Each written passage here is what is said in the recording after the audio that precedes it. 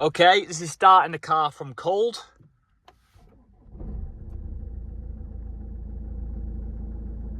So it starts well. Tyre pressure sensor malfunction. Message on the dash. And the sign is flashing oil change required. Message on the dash. Key battery low, replace soon on the dash. Tyre pressure sensor malfunction. Okay, we're back down there. Little rev. Sounds all right. There's your screen. Now, how do we work this thing? Is it touch screen? There we go. Okay. So your sat nav works fine. I'll just click reverse on this. Sensors work fine. Right, let's take it for a spin. Okay, so I've just blasted this car off because it was covered with leaves because it's autumn's coming and that. But now I'm about to set off. I've jammed the phone in the headrest. So I'll show you how the car runs, and the car's been running for the last 5 to 10 minutes while I blasted it off, so the engine should be warm enough. And then yeah, let's see how it drives.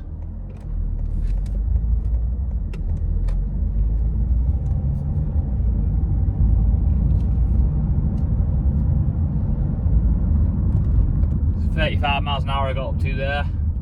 Apologies for the angle of the camera, it's just the way the phone's jammed in the seat.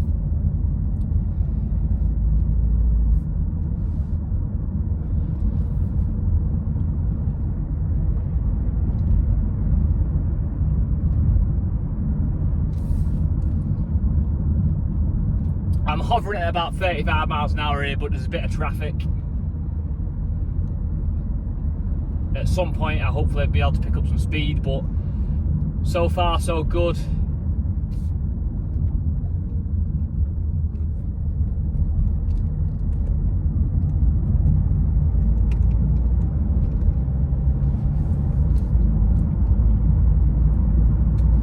.40 miles an hour.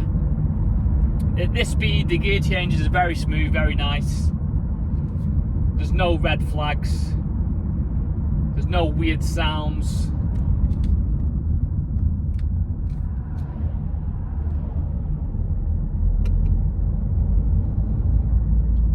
It's going down gears nicely because I'm just behind the biker now and trying to just overtake, so I've had to slow down. You'll see the bikers now.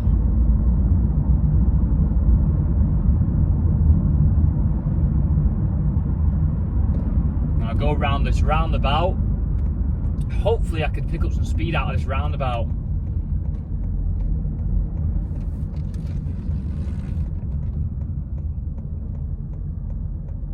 I'll slow down a bit.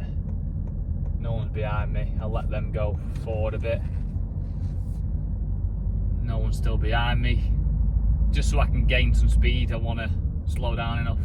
Right, should we go for it? Let's give it a pop.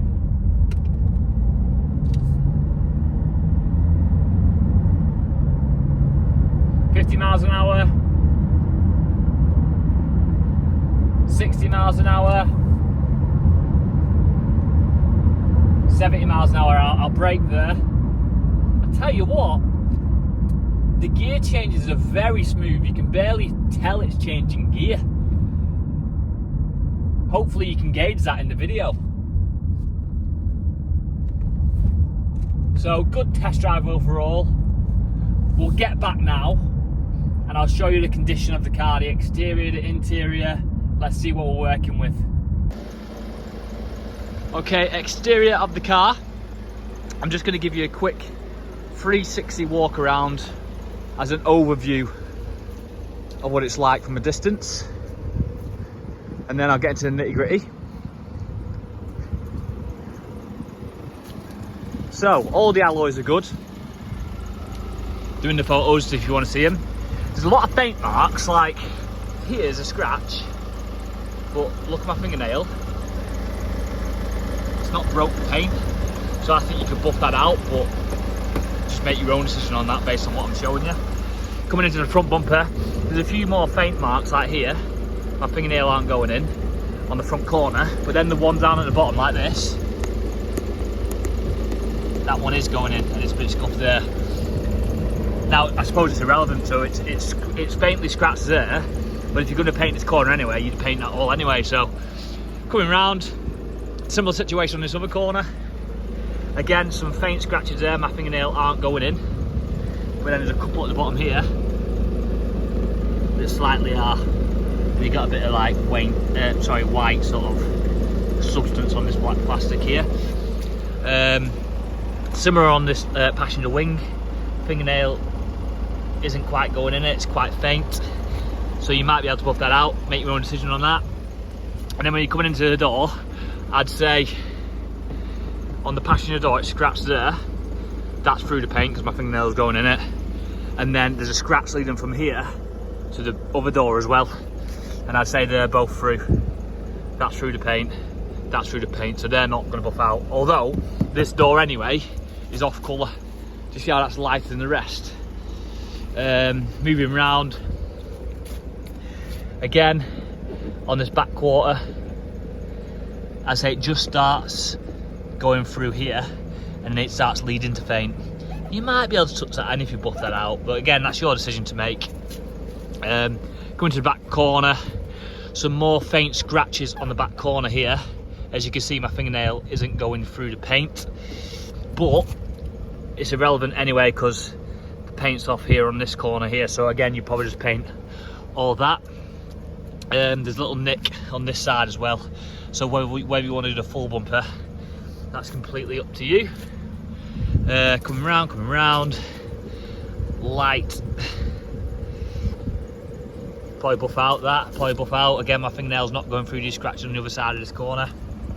And then on the driver's side rear door, that's through the paint.